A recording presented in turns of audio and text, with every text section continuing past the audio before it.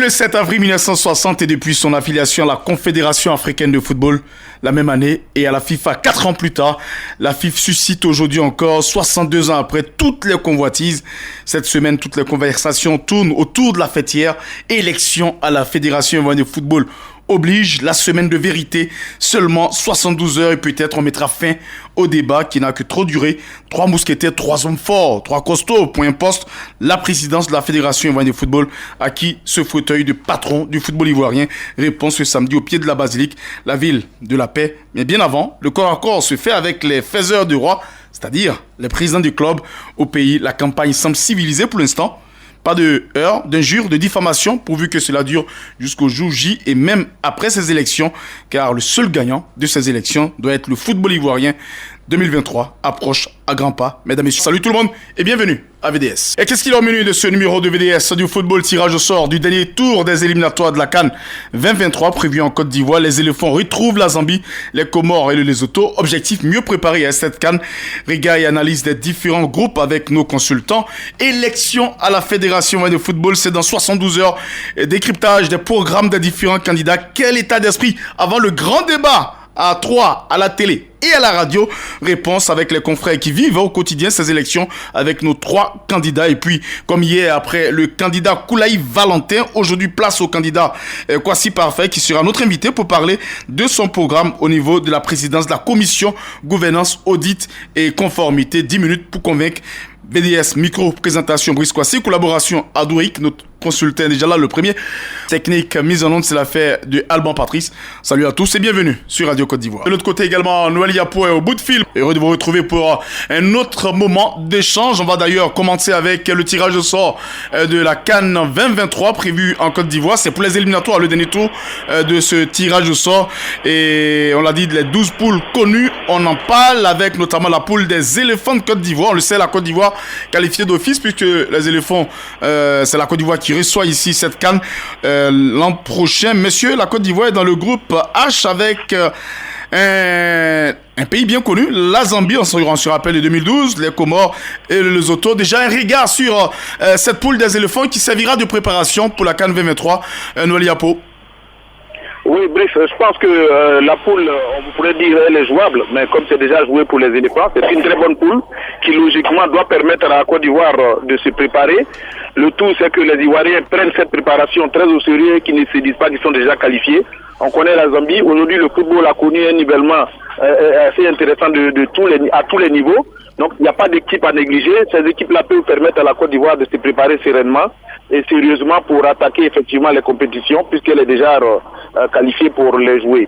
Donc, le tout, c'est de mettre suffisamment de sérieux dans la préparation, de ne pas négliger, de ne pas croire que comme on est qualifié, donc on va prendre les sous-couteaux pour venir les aligner. Il faut commencer dès maintenant à sortir l'équipe pour préparer cette équipe-là pour 2023. Allez, je suis, Moro, on le sait, on est qualifié pour cette CAN, c'est nous qui organisons la CAN, mais 3 pays de différents, pratiquement dans le jeu, Zambie, Comores, Lesotho, attention, ces pays-là, il faut les prendre au sérieux parce que c'est une préparation où il ne faut pas faire de faux pas pour les éléphants.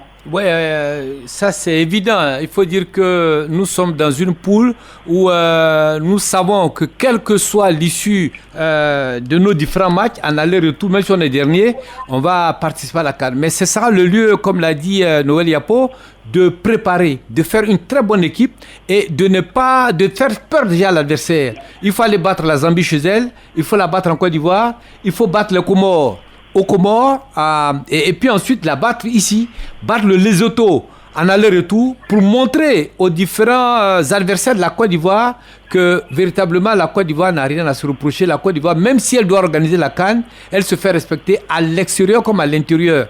Et là, ce sera l'occasion pour le nouvel sélectionneur de pouvoir faire un turnover. Les joueurs du moment, qui sont en forme du moment, même des joueurs de championnat, qu'on peut aussi essayer. Et parce que j'avoue qu'on ne peut pas prendre un feu follet, un attaquant, un renard de surface comme Konaté Karim de la SEC d'Abidjan et l'amener en villégiature à la CAN. L'amener en villégiature en France, lui faire jouer 2 minutes et penser qu'il va pouvoir donner le meilleur de lui-même. Donc pour vous, là, c'est l'occasion avec ces pays-là. Avec ces pays-là. Il n'y a pas une pression de qualification. Effectivement, ce sera l'occasion d'essayer toutes nos jeunes pousses et leur donner du temps de jeu pour voir au moins de quoi ils sont capables. Parce que ce n'est pas forcément ceux qui sont en Europe qui ont un cran au-dessus de ceux qui sont ici. Ils ont certes des moments d'entraînement un peu plus intenses. Ils sont plus aguerris. Mais j'avoue que le sélectionneur, le futur sélectionneur, devra faire tourner l'équipe et sortir la meilleure équipe à même de pouvoir représenter la Côte d'Ivoire ici. Et je dis que le stade final de la Côte d'Ivoire lors de la CAN 2023, ce sera au moins finaliste du trophée. Allez, Noël, qu'est-ce qu'on doit attendre du futur sélectionneur des éléphants? Parce qu'il y a les élections, c'est vrai, et on connaîtra certainement après ces élections le nom du sélectionneur avec le nouveau président de la fédération. Mais ça sera quoi l'objectif visé en jouant ces matchs au-delà de la préparation? L'objectif visé déjà, le futur sélectionneur, il ne faut pas qu'il vienne nous dire qu'il n'a pas eu le temps. Il sait déjà à quel moment il va arriver et le temps qu'il lui faut pour qu'on aille chercher cette Coupe d'Afrique chez nous. Donc l'objectif de ce sélectionneur-là, c'est de sortir, je vais reprendre le terme d'un candidat, une équipe commando. Une équipe nationale commando qui est prête à se battre pour aller chercher, comme Guadé l'a dit, le minimum ce serait être en finale pour cette Coupe d'Afrique-là. Donc l'objectif il est clair. C'est pas une affaire d'aller à la Coupe du Monde, c'est pas une affaire de sortir du beau jeu. Il faut qu'on se retrouve en finale. Il faut que la Côte d'Ivoire se retrouve, ne serait-ce que vraiment le minimum à la deuxième place pour faire plaisir à ce pays qui a tant souffert de son football, qui continue de souffrir avec cette histoire d'élection encore de président de la fédération. Vous regardez, c'est toute la Côte d'Ivoire qui tremble, qui retient son souffle. Allez, donc je rappelle la Côte d'Ivoire logée dans le groupe H. Messieurs, on fait un tour rapidement des différents groupes pour les qualifier. Je rappelle, c'est 2 parcours, les poules qui vont valider, sauf la poule de la Côte d'Ivoire. La Côte d'Ivoire aura un qualifié qui va suivre les éléphants de Côte d'Ivoire. Dans la poule A, Moro, rapidement, on retrouve le Nigeria, la Sierra Leone, la Guinée-Bissau, le Sao Tomé, on peut le dire, grand favori, le Nigeria. Oui, disons le Nigeria est grand favori, mais il ne faut pas penser que la Sierra Leone, qui nous a fait voir de toutes les couleurs, la dernière CAN, ouais. et aussi la Guinée-Bissau, qui est en train de revenir progressivement, sont des mauviettes. Ils vont vendre chèrement leur peau, et le Nigeria devra faire attention à ces 2 équipes-là. Et puis dans la poule B, Nouvelle-Yapo, Burkina, Cap-Vert, Togo et Chouatini. Pas le Chouatini, on sent que c'est un peu resserré entre le Burkina, le Cap-Vert et le Togo. Bah oui, c'est une poule où les niveaux sont pratiquement les mêmes, donc ça va être très resserré. C'est vrai, il y a le Burkina, il y a le Togo, mais aujourd'hui, en termes de football, il n'y a plus de dominants, parce que tout le monde travaille dans son pays, et donc il faut faire attention. Le Burkina a fait une très bonne CAN, mais bon, il faut faire très attention. Je préfère ne pas dire qu'il y a des favoris. Seuls ceux qui travaillent vont pouvoir arriver à la Coupe d'Afrique en Côte d'Ivoire. Poule B, Burkina, Cap-Vert, Togo et Chouatini. Et puis dans le groupe C, Morou, on retrouve l'ancien et le dernier organisateur de la CAN, le Cameroun, qualifié pour la Coupe du Monde face à des pays pratiquement de la même zone, Kenya, Namibie, mais aussi le Burundi. Effectivement, ce sont des pays des grands lacs, le Kenya, la Namibie et le Burundi, des pays des hautes montagnes. Et j'avoue que dans cette poule-là, je pense que le Cameroun, à moins d'un cataclysme, part favori pour se qualifier, accompagné certainement du Kenya, qui a un peu plus de présence au niveau des CAN. Et je crois que ces 2 équipes pourront quand même passer l'étape de la Namibie. Mais il faut compter aussi avec cette équipe namibienne qui joue très bien, qui a un football à l'image de l'ancienne colonisatrice, l'Allemagne. Et souvent... on se rappelle de Côte d'Ivoire-Namibie, hein, c'était pas aussi aisé. Hein, ouais. C'était pas très aisé. Donc vraiment, c'est, disons, un candidat masqué qui arrive, qui est là, mais qui peut à tout moment surprendre. Mais j'opte pour le Cameroun et puis le Kenya dans cette poule-là. Dans le groupe D, Noël-Yapo, est-ce qu'on doit s'inquiéter pour l'Égypte qui sera face à la Guinée-Conakry, le Malawi et l'Éthiopie, des équipes désormais qui semblent être plus aguerries? Bah oui, on doit s'inquiéter pour l'Égypte, surtout que depuis un moment, le niveau de l'Égypte est pratiquement stationnaire. On les a vu jouer à la dernière Coupe d'Afrique. C'est vrai qu'ils sont très astucieux, mais il faut s'inquiéter parce que tous les pays que tu as cités, Brice, travaillent énormément. Et aujourd'hui, l'Égypte ne fait plus peur comme elle le faisait par le passé.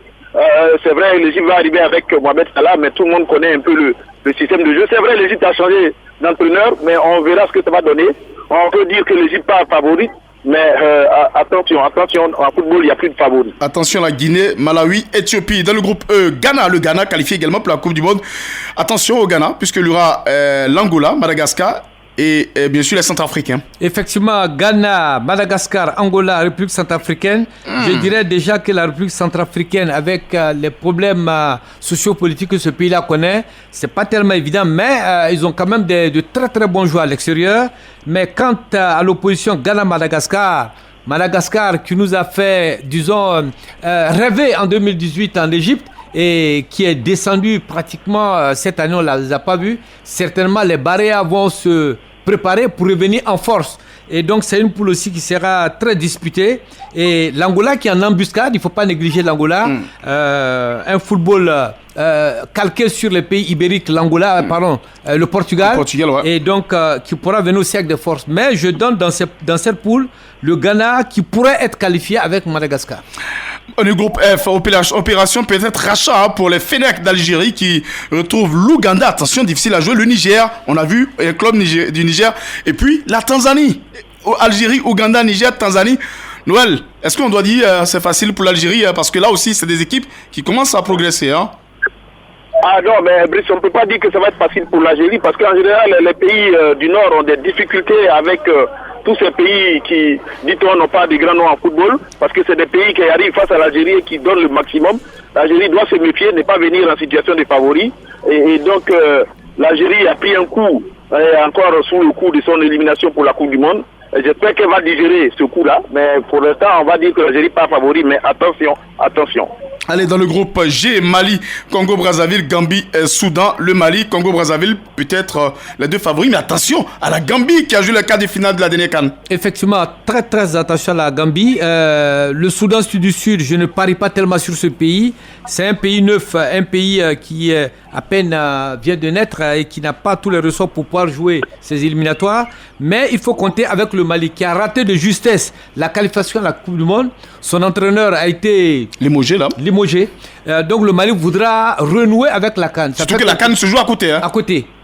Vous savez, on le dit dans notre jargon que Bouaké même est la deuxième ville du Mali dans le monde en termes de population. Donc les Maliens ne voudront pour rien au monde rater cette CAN qui se déroule à côté de leurs frontières. Ils pourront envahir la Côte d'Ivoire pour voir les aigles évoluer. Vous avez aussi le Congo et surtout la Gambie, dont il faut se méfier. C'est un nain, certes, mais qui se fait respecter et progressivement qui est en train de rentrer dans le camp des grands. Allez, puis dans le groupe I, on retrouve la RD Congo, ça paraît corsé également. RD Congo, Gabon, Mauritanie et Soudan. Le Soudan qui présente très souvent des équipes, des clubs en quart de finale des coupes africaines. Donc RD Congo, Gabon, Mauritanie, Soudan, Noël Yapo. Bah oui, ça c'est une poule qu'on va dire relevée, relativement relevée parce qu'il y a des équipes qui ont pratiquement la même valeur et c'est des équipes qui sont très ambitieuses. Vous regardez le Gabon qui a des très bons internationaux qui vient à cette Coupe d'Afrique quand même pour redorer un peu son blason. Vous avez la RD Congo qui est dans le même schéma et puis vous avez les deux autres pays qui Mauritanie, Soudan. se fait passer pour des faire valoir. Donc ça va être très discuté. Cette poule-là va être très discutée et donc vraiment je me garde de donner le nom d'un favori dans cette poule-là. Dans le groupe J, on a la Tunisie, la Guinée équatoriale, quart des finalistes, la dernière CAN, la Libye et le Botswana, Morou. Oui, la Tunisie, disons, qui part favorite dans cette poule-là. Mais attention à la Guinée équatoriale. La Guinée équatoriale qui en a fait voir à tous ses adversaires lors de la dernière CAN en 2019. Et donc, en 2022, pardon. Et donc, la Guinée équatoriale avec la Tunisie part favori. Mais il ne faut pas négliger cette équipe de Libye. Libye qui arrive progressivement. La Libye qui pratiquement joue ce match délocalisé. Plus en territoire libyen du fait du chaos qui se trouve sur ce pays-là depuis la chute de leur leader Kadhafi. Et donc la Libye qui peut être en embuscade, qui peut créer des problèmes à la Tunisie et à la Guinée équatoriale. Botswana, il ne faut pas aussi mépriser ce pays de l'Afrique australe dont les meilleurs joueurs savent tous jouer dans le championnat sud-africain et qui pourrait s'avérer être aussi une équipe difficile à manœuvrer dans cette poule-là. Et puis on a dans le groupe K, on va terminer les deux poules, le Maroc, l'Afrique du Sud, le Zimbabwe, le Libéria. Maroc, Afrique du Sud, Zimbabwe, Libéria, bien sûr Noël. Là un peu réaction sur cette poule, Maroc, Afrique du Sud, Zimbabwe, Libéria. C'est une très belle poule ça, parce que quand vous regardez Maroc, Afrique du Sud, Libéria, le Libéria même a intérêt véritablement à revenir sur la scène internationale. Son président a été un très grand footballeur de haut niveau, donc il faut absolument que le Libéria revienne. Mais vous regardez le Maroc qualifié pour la Coupe du Monde, l'Afrique du Sud qui aujourd'hui est pratiquement à la tête du football africain, se doit de redorer son blason et ne pas faire pierre figure. Logiquement, ça va être très très serré dans cette poule-là. Mais je me dis, le Maroc et l'Afrique du Sud devraient être capables de pouvoir sortir la tête de l'eau. On termine, Moreau, avec le tour des différents groupes. Le groupe L, où le champion d'Afrique, le Sénégal, peut peut-être être tranquille face au Bénin, Mozambique, Rwanda. Voir le Sénégal ne pas se qualifier, ne pas voir le Sénégal en Côte d'Ivoire, ça serait une surprise.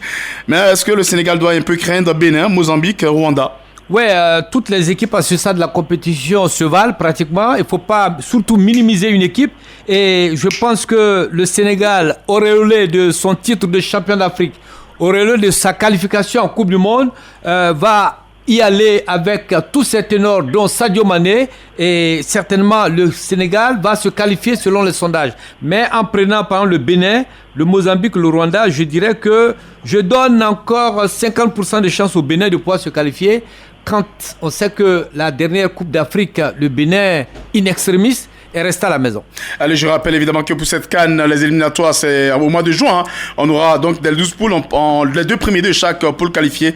Et dans la poule des éléphants, un seul qualifié suivra les éléphants pour cette CAN organisée ici en Côte d'Ivoire. Ça promet de belles affiches. Noël Yapo. Ah oui, il va y avoir vraiment de très belles affiches. Et comme je l'ai dit, il y a beaucoup de mondialistes. Tous les mondialistes sont attendus à la Coupe d'Afrique en Côte d'Ivoire. Ce ne serait pas normal qu'ils ne viennent pas, mais il va y avoir de très belles affiches. Je dis que la Côte d'Ivoire doit prendre sa préparation très au sérieux parce que tout le peuple de Côte d'Ivoire attend au moins la Côte d'Ivoire à un niveau de finaliste. Donc il ne faut pas s'amuser.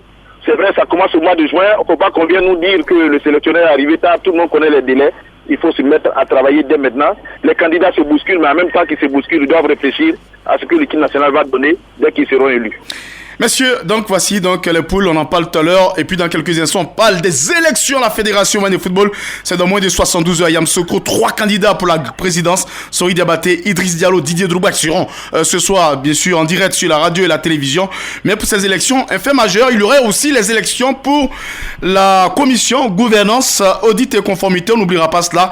Hier, c'était le candidat Koulaï Valentin. Ils sont 4. Aujourd'hui, invité dans quelques instants à VDS. Évidemment, Kwasi Parfait, autre candidat pour la présidence de la gouvernance, audit et conformité. Dans quelques instants, nous le recevons sur le plateau de Radio Côte d'Ivoire. La campagne est lancée et une commission pas trop connue, c'est une première au niveau de la Fédération ivoirienne de football, la commission gouvernance, audit et conformité. Et vous le savez, des candidatures pas des moindres parce qu'on connaît des visages déjà dans le sport, particulièrement dans ce football-là. Et nous sommes avec le candidat Kwasi Parfait, ancien président du CNSE. Président, merci de nous faire l'amitié de venir sur les ondes de Radio Côte d'Ivoire. Vous connaissez bien la maison. Président, avec vous, on va échanger, parler de votre candidature. D'abord, le candidat Kwasi Parfait, c'est qui? Alors, le candidat Parfait Kwasi, c'est l'ancien président du CNSE. Ça, c'est ce qui est connu de notoriété. Et si on gratte un peu plus loin, c'est l'ancien président de l'Ordre des pharmaciens. Et si on gratte encore un peu plus loin, pour ceux qui s'intéressent particulièrement à mon parcours, on s'apercevra que c'est aussi le président de la Bourse régionale des valeurs mobilières aujourd'hui. Donc, grosso modo, c'est ça. Mais puisqu'on est dans le domaine du sport, je voudrais indiquer à vos auditeurs que Parfait Kwasi, c'est un passionné de football depuis sa plus tendre enfance. Et cela a fait que, en dépit d'études très longues et des occupations professionnelles assez prenantes, je ne me suis jamais tenu très très éloigné des affaires du football. C'est pour cela que j'ai commencé petitement en étant membre du comité des supporters de la SEC de l'époque. C'était le Sénaco avec Maître Koné Mamadou. Je vous parle des années 92-93. C'était l'époque du démarrage de l'aventure Roger Moignan à la tête de la SEC avec Tossier et tout. Ça a été une période formidable. Après, je me suis essayé à la direction de club puisque j'ai appartenu au comité directeur de la JCA avec pour président Maître Niamien Antoine. J'ai été vice-président de la JCA et c'est là que j'ai découvert vraiment la souffrance des dirigeants des clubs de football puisque les moyens sont assez limités et c'est sur les ressources propres des dirigeants qu'il fallait entretenir les équipes. À la suite de ça, j'ai aussi appartenu au comité directeur de l'AFAD à la demande de M. Jacques Anoma et j'ai été à la base de l'établissement du premier partenariat entre cette AFAD et la mairie du Plateau avec une subvention inscrite au budget municipal. En dehors de ça, j'ai participé à des comité d'organisation des compétitions continentales. Souvenez-vous du CHAN en 2009, où j'étais membre du comité d'organisation, en qualité de membre de la commission de mobilisation des ressources. Et puis, la dernière en date, le comité d'organisation de la CAN 2023 en Côte d'Ivoire, le COCAN 2023, dont je suis le président de la commission de mobilisation. Donc, voici mon pédigré footballistique. Je suis donc un élément de l'écosystème du football ivoirien. J'en connais l'essentiel des ressorts, j'en connais les acteurs, j'en connais l'environnement. Voilà. Et c'est pour tout ça que lorsque j'ai vu qu'on a mis en place une commission de gouvernance, j'ai trouvé une conjonction entre mes activités professionnelles où je pratique la gouvernance, l'audit, la conformité au quotidien depuis plus de 20 ans, et puis ma passion, le football, où pour une fois on va me permettre de mettre ces acquis professionnels-là au profit du football pour en assurer une gouvernance irréprochable et que les ressources qui sont affectées au football financent le football et les animateurs effectifs du football. Président, vraiment, nous devons t'inviter ce soir-là, même pour le commun des Ivoiriens, pour ceux qui ne savent rien de la gouvernance, de l'audit et de la conformité, pour ces présidents de clubs qui nous écoutent, terre à terre, c'est quoi cette structure, cette commission? Alors, la gouvernance, c'est une notion qui est assez large. C'est l'ensemble de l'organisation et des règles qu'on met en place pour réaliser les objectifs pour lesquels une entité a été créée. Dans le cadre d'une fédération de football, on sait que l'objectif, c'est de promouvoir le football, d'organiser des compétitions efficientes et de faire développer le football. Et donc, tout ce qu'il faut mettre en place en termes de management des ressources, de management des ressources humaines, de management de l'environnement, tout ça, toute cette organisation et l'utilisation efficiente des moyens qui sont mis à disposition dans le cadre de ces missions-là, c'est tout cet ensemble qu'on appelle le management. Voilà. Et donc, la qualité d'un manager, c'est sa capacité justement à mettre en place un dispositif de gouvernance qui est efficient et qui permet d'atteindre les objectifs. Dans le cas de la fédération, cette commission a des missions très précises qui sont stipulées dans les statuts. Ces missions sont au nombre de 12, mais moi je les ai regroupées. Je les ai regroupées en deux grandes catégories. Il y a une catégorie de missions qui sont des missions d'appui et d'accompagnement. C'est très important parce qu'il ne faut pas voir cette commission de gouvernance comme une structure d'inquisition qui va être là, voilà, pour embêter ou pour empêcher le président de la fédération ou son comité exécutif de travailler. Mais c'est un appui, c'est un conseil pour permettre au comité exécutif de piloter dans le sens ordonné qu'il faut pour l'atteinte des objectifs. La deuxième catégorie des missions, ce sont les missions de contrôle et d'interpellation. Et ça, c'est extrêmement important parce que tout être humain, quel que soit le niveau de son intégrité, sans contrôle, il peut se laisser aller à toutes les tentations. C'est pour ça que dans toutes les structures, il y a toujours du contrôle. Le contrôle peut être interne, comme il peut être externe. Il peut être volontaire, comme il peut être contraint. Il peut être imposé par le tribunal. C'est pour cela que la bonne gouvernance commande de mettre en place des dispositifs de contrôle permanent en interne, avant que cela ne soit imposé soit par un tribunal, soit par des contraintes extérieures. Donc, dans le cas d'espèce, la commission de gouvernance va être l'instrument de contrôle permanent du fonctionnement du comité exécutif et s'assurer à tout moment que ce qui est fait dans l'intérêt du football et de ses acteurs. Président, aujourd'hui nous sommes à la veille de ces élections. On connaît également à la tête les 3 candidats pour la présidence de la Fédération de football. Est-ce que Kwasi Parfait était candidat d'un grand candidat? Non. Je ne suis pas candidat d'un grand candidat. Je les connais tous, mais je suis à équidistance de tous. Et j'estime que c'est un avantage, c'est une force. Et c'est d'ailleurs, à mon sens, parce que l'intérêt de la gouvernance, c'est que la gouvernance en général prévoit les modalités d'accession aux fonctions de présidence de la gouvernance. Mais bon, c'est un début. Comme on a commencé et que ça, ce n'est pas prévu, nous sommes soumis au même collège électoral que les présidents. Donc je disais tantôt que je les connaissais tous. Je connais très bien le président Nsori, puisque pendant mes 10 années de présidence du CNSE, il a été mon interface à la fédération pour gérer les supporters pendant les 8 CAN et les 3 Coupes du Monde que j'ai fait avec le comité directeur et le comité exécutif auquel Sori appartenait. Je connais bien aussi Idriss Diallo, qui est un ami, qui est un frère, dont j'ai toujours admiré le dynamisme et l'efficacité professionnelle. Je connais aussi Didier Drogba, puisque j'étais le président des supporters et il était le capitaine de la grande équipe des éléphants. Peut-être lui me connaît un peu moins, parce que les supporters sont relativement loin de l'équipe au quotidien. Mais moi, en tant que président des supporters, je les approchais souvent, donc je connais bien Didier Drogba aussi. Je dois vous dire que tous les trois ont la légitimité de leur prétention. C'est-à-dire vouloir être président de la fédération, ils ont la légitimité pour ça, pour eux. Parce que leur parcours et leur vécu footballistique leur donnent le droit de prétendre à ce à quoi et ils prétendent. Mais ils ont besoin, pour rester toujours dans la ligne, ils ont besoin de quelqu'un qui n'est ni leur intime, ni leur ennemi, pour apporter l'œil extérieur qui leur permet de rester constamment en ligne par rapport aux objectifs de fonctionnement d'une fédération de football. Et c'est en ce sens que j'estime que je présente un intérêt pour eux.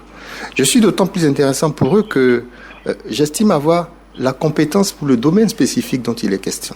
Comme je l'ai indiqué, mon parcours professionnel m'a formaté aux questions et aux standards les plus élevés de gouvernance, de contrôle de conformité et aussi d'audit de fonctionnement et d'audit des comptes. Donc, dans sa dimension d'appui et de conseil au comité exécutif, j'estime que je suis quelqu'un qui peut leur être d'une grande utilité. Maintenant, c'est à eux de voir. Pour ceux qui me connaissent, ils savent que je fais mes choses dans une grande transparence et surtout, je rends compte. Voilà. J'exercerai ma mission de président de commission gouvernance. Je le ferai dans la clairvoyance, dans l'honnêteté et le professionnalisme. Je me pose comme le surveillant général de leurs intérêts. Il faut qu'ils le comprennent bien, les présidents des clubs. Je suis le gardien de leurs intérêts. C'est-à-dire que moi, je serai là pour interpeller le comité exécutif sur le respect de la ligne sur laquelle ils se sont engagés. Garantir leurs intérêts en toutes circonstances. Donc voilà, je pense que la fonction de commission de gouvernance est une fonction hyper importante et la FIFA et la CAF ont bien fait de l'inclure dans nos statuts. Aux dirigeants et aux clubs d'en saisir toute la pertinence et toute la substance, toute l'importance pour pouvoir en faire le meilleur usage possible. Les présidents doivent présider et les clubs doivent avoir un regard à travers leur commission de gouvernance.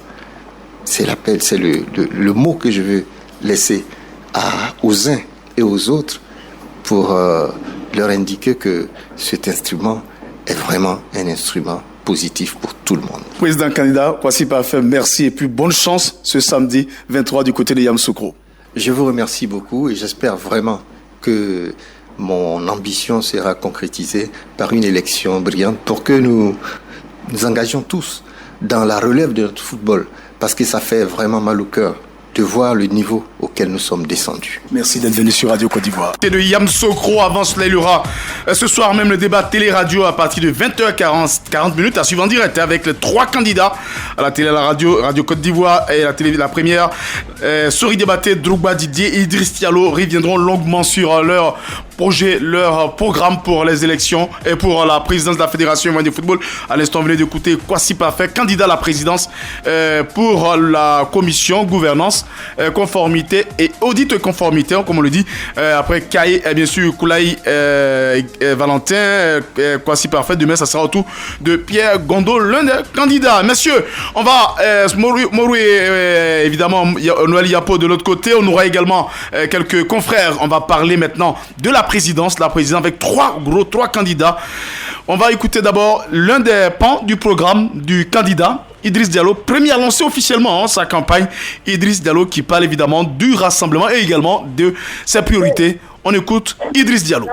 Notre sport roi a été secoué ces dernières années par de violentes confrontations et oppositions qui ont profondément marqué et bouleversé notre environnement immédiat. Loin de moi l'idée de porter un quelconque jugement, mais force est de constater que ces conflits ont créé une atmosphère délétère et une profonde division entre les différents acteurs du monde du football d'une part et le public sportif qui a été entraîné par le biais des réseaux sociaux dans une surenchère totalement inutile d'autre part. Nous nous sommes éloignés de l'essentiel, à savoir ce qui doit nous unir tous, en l'occurrence notre passion pour le football. En décidant de briguer la présidence de la Fédération ivoirienne de football, mon objectif principal est de rassembler autour du football ivoirien une équipe de compétences pluridisciplinaires, issus de toutes les tendances qui s'affrontaient dans un passé récent, des représentants des groupements d'intérêt et renforcés par des personnalités reconnues pour leur aptitude à apporter une valeur ajoutée au comité exécutif. Cette équipe aura pour mission essentielle de mener la transformation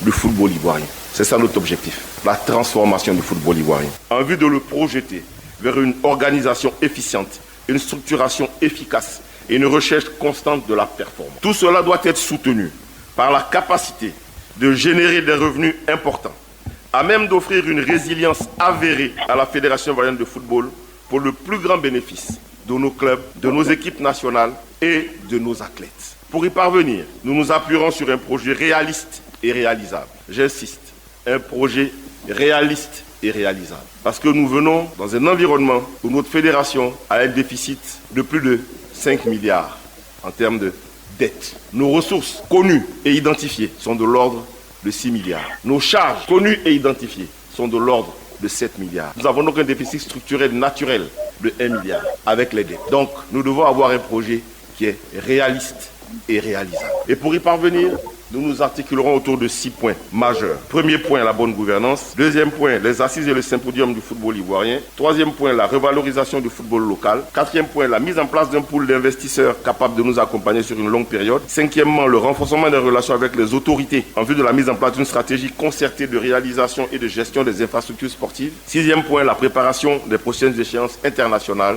que sont la CAN 2023, les JO 2024 de Paris et le Mondial 2026. Le candidat Idriss Diallo, il le suit au quotidien. Abdoul Kap, heureux de vous retrouver. Vous suivez au quotidien ce candidat-là, Idriss Diallo. Il parle là de transformation du football ivoirien, de projets réalistes et réalisables.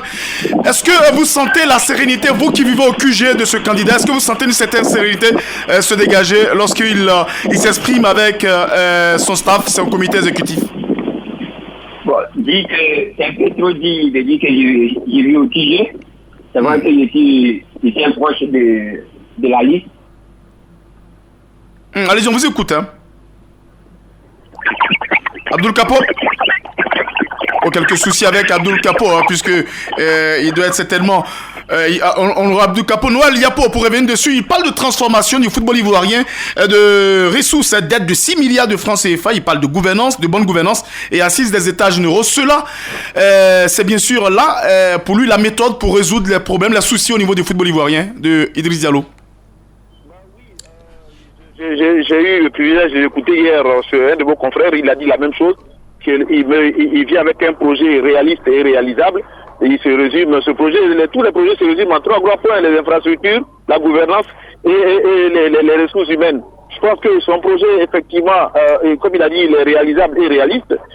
Il a parlé du déficit. Oui, c'est des choses qui existent. Il a même dit par rapport à ce déficit-là, il sera accompagné d'un groupe d'investisseurs. Je pense que tout ceci, ça reste encore dans le cadre de la campagne. Mais je le dis, là où moi je ne sens pas la chose, c'est que tout le monde parle du football par rapport aux électeurs, aux votants, mais le football de base, le football amateur, très peu de personnes, très peu de candidats en parlent. Et c'est là, alors que c'est la base du football. Moi, je l'ai attendu un peu sur ce point-là hier. Vraiment, je n'ai pas été, j'ai pas compris, mais bon, il dit que c'est encore, on est encore dans la campagne. Encore que lui, il dit que son programme est réaliste et réalisable, c'est une très bonne chose. Il y a de très bons éléments dans son programme, il va rassembler et donc je souhaite qu'on soit tous dans les trucs du fair play. Il parle du rassemblement autour de lui, c'est-à-dire d'unité, la main tendue vers les autres adversaires en cas de victoire. Est-ce que pour vous, aujourd'hui, on peut le dire, il y a quand même quelques limites à avoir dans son programme? Parler de limites dans le programme d'Idriss Yassine Diallo serait, disons, ne pas reconnaître la valeur de l'homme. Moi, par exemple, je suis rentré à l'université en 1979. En 80 déjà, j'étais à l'AUC avec Idriss Diallo. J'en étais le président de la section football. Il était le président de l'AUC centrale. Et il avait réussi, avec le Bama Cheikh Daniel qui était au taekwondo, à rassembler tout le monde, de toutes les facultés. Et donc, l'homme a cette capacité de rassemblement. Ça, il faut le reconnaître. Il a cette capacité de communiquer avec ceux même qu'il ne connaît pas, parce que je ne le connaissais pas avant. C'est seulement le talent qui a fait que nous nous sommes rapprochés. Mais j'avoue que son programme est alléchant. Et comme il a dit, c'est un programme qu'on peut exécuter parce qu'il a des hommes avec lui. Le seul hic que j'ai peut-être à évoquer, c'est le fait qu'il s'est détaché un peu de la fédération et du monde du football. Il n'est pas parti totalement depuis près d'une dizaine d'années avant de réapparaître. Sinon, l'homme, il a vraiment des idées, de très bonnes idées. Il a travaillé longuement avec Jacques Anouma et tout ce qu'il dit pratiquement, il se base sur du concret, sur du vécu pour pouvoir relancer ou bien pour donner une autre envergure au football national de ce pays-là et surtout une autre dynamique à la Fédération ivoirienne de football. Abdoul Capo, vous qui suivez le candidat avant de terminer pour parler après de Sori Diabaté, quelles sont les forces et faiblesses en ce moment du candidat Idriss Diallo? Bon, là, au niveau des forces, comme Morou l'a dit tout à l'heure, c'est un monsieur qui a du vécu, qui a commencé très tôt dans les milieux du sport.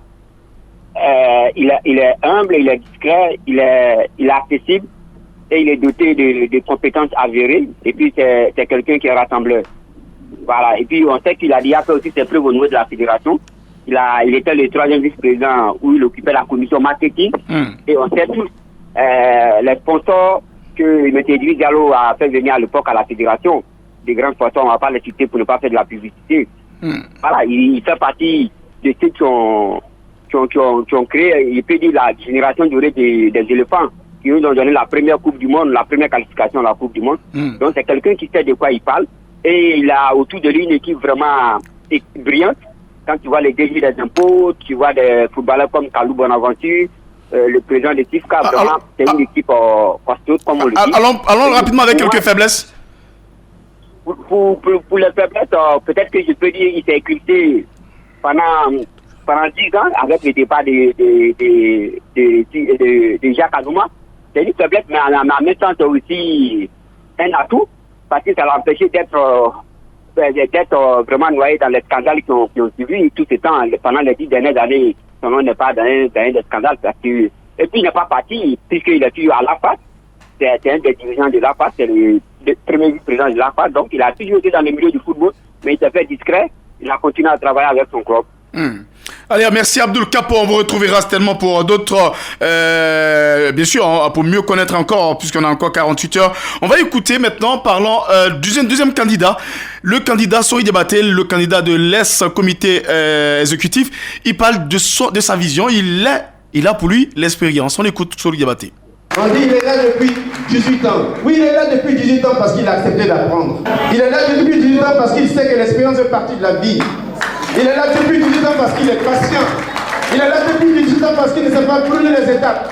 Il est là depuis 18 ans parce que c'est un homme de conviction. Mais il est là depuis 18 ans parce que c'est un homme fidèle et loyal. Le président Anouma a dit la fois dernière à la télévision, le président de la fédération, c'est une affaire de vécu. On a tous entendu. Donc ça veut dire qu'il faut avoir vécu. Il faut vivre un certain nombre d'expériences. Et nous, on a fait tout cela. On a accepté d'apprendre. J'ai des responsabilités dans les projets. Il faut que les gens sachent aussi qu'on m'a confié des choses qui sont arrivées et j'ai réalisé. Ah, il a le vécu, il a l'expérience, il a la fidélité, loyauté. Tout cela, aujourd'hui, il le met sur la table. On va le dire sur Diabaté. Ça joue en sa faveur ou quoi? Ben, disons que Sori Diabaté, c'est quelqu'un qui fait preuve d'un certain calme. Il n'est pas quelqu'un de brutal, il n'est pas quelqu'un qui va à l'affrontement. C'est quelqu'un de nature calme, d'un calme olympien, je dirais, et qui pose les pas où il faut, quand il le faut, au moment où il le faut. C'est ce qu'on appelle la tactique du caméléon. Le caméléon qui ne tombe jamais, hein, vous allez voir le caméléon qui ne tombe jamais parce qu'il pose des actes. Et donc Sori Diabaté, c'est un homme du concret, c'est un homme, je dirais, qui a vécu avec deux présidents à forte tête.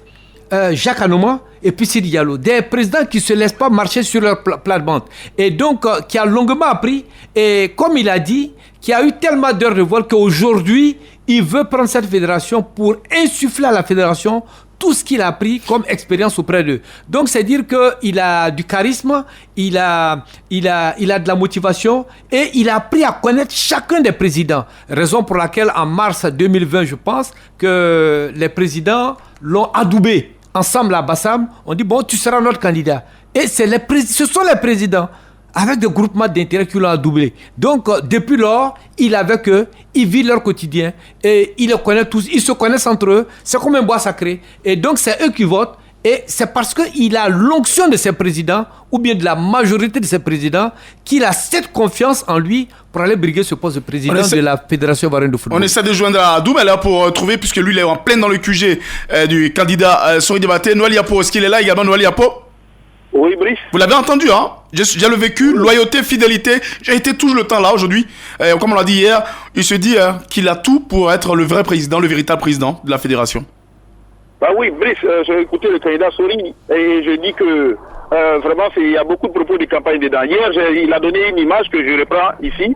Il était copilote des Airfit et donc quand à mon sens le copilotage a amené la fédération à la normalisation et au résultat que tout le monde décrit aujourd'hui, on ne peut pas dire qu'il a fait un bon copilotage.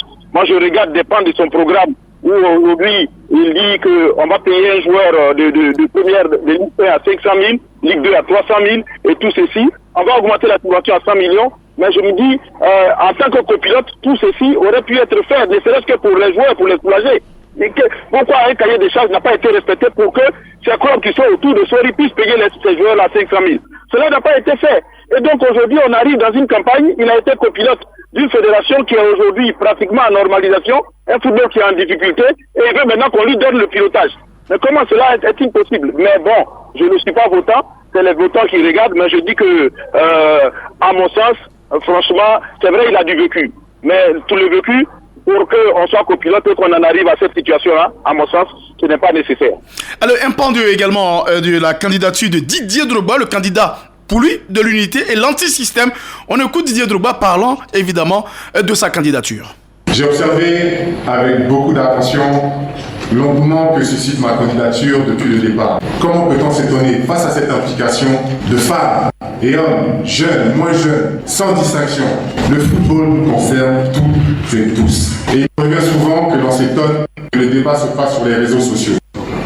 Mais ne sommes-nous pas dans l'ère même du digital et des réseaux sociaux? Que l'ensemble des Ivoiriens se sentent impliqués ainsi et je m'en réjouis. Il est plus que temps que l'institution évolue dans le sens de la transparence, de la bonne gouvernance, de la modernité des process, afin que l'ensemble des acteurs puissent bénéficier de ce qui leur revient dans le but de la performance. Ma candidature est celle de l'unité, de la vérité, et elle est celle des acteurs, de toutes et de tous. Le prérequis indispensable quant à l'avenir du football ivoirien est bel et bien l'unité. Telle que celle que nous connaissons depuis de trop longues années n'est pas favorable à la réussite, mais plutôt à l'échec. Et je veux unir et réunir autour de valeurs de paix, de travail, des valeurs fondamentales du sport et du football en particulier. Allez, le candidat Didier Drogba, c'est bon, vous le suivez également au quotidien.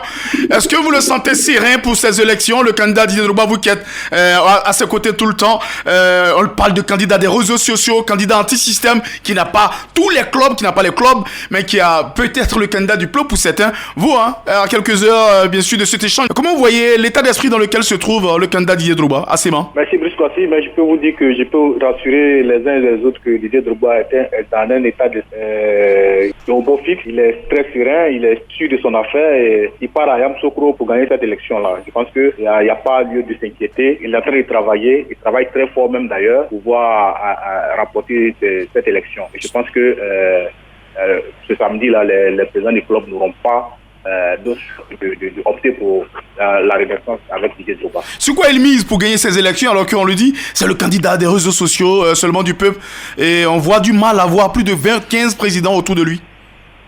Il faut que les Ivoiriens comprennent que Didier Drogba, c'est une chance pour le football ivoirien. C'est une chance parce que c'est quelqu'un qui a, avec son image déjà, même peut attirer beaucoup de sponsors. Avec son image, peut rehausser l'image du football ivoirien. Comme lui-même l'a dit, et puis c'est le candidat même qui vient pour créer l'unité au sein du football ivoirien. Et c'est le seul candidat d'ailleurs qui peut créer cette unité-là, parce que là, il n'est pas mêlé de près à toutes ces divisions que le football ivoirien connaît depuis 2014, 2015, 2016 par là. Mais je pense que Didier Drogba, c'est une véritable chance pour qu'on doit saisir. C'est une opportunité pour les clubs, pour le football ivoirien qu'on doit saisir pour pouvoir rebondir et aller de l'avant. C'est bon, on va vous laisser. On a rapidement Yapo.